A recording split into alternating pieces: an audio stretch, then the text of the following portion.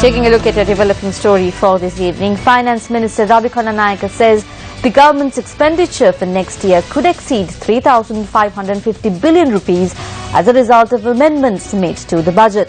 The Finance Minister tabled the final appropriation bill in Parliament following the conclusion of the budget debate yesterday. According to the budget proposals adopted yesterday, the revenue license fee for vehicles will be decreased from 25% to 15%. The Finance Minister added that the revised vehicle valuation fee for three-wheelers and motorbikes was decreased by 2,500 rupees from the original price, while the valuation fee for motor cars has been decreased by 5,000 rupees. The manufacturing tax on beer with an alcohol content of less than 5% has been increased by 30 rupees per litre, while the cess tax on tobacco used in the production of BD has been decreased from 2,000 rupees a kilogram to 350 rupees. It is notable that the capital of primary traders in the stock exchange has been increased from 1 billion rupees to 1.5 billion rupees. While the operations of bus services on a joint timetable from March next year has been made compulsory, it has been decided to not impose the new emissions test fee until that time.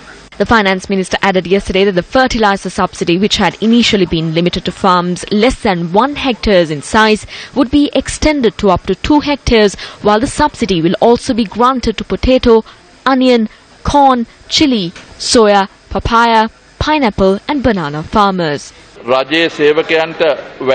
10,000 rupee salary hike for public sector employees will be implemented in 3 stages.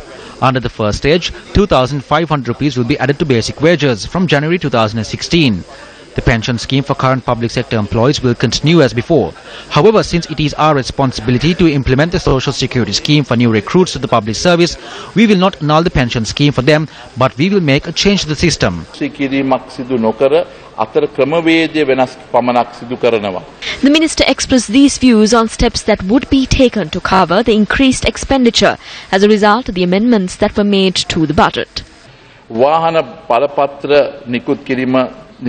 The revenue lost from the issuing of revenue licenses for vehicles will have to be added as expenditure for the year 2017.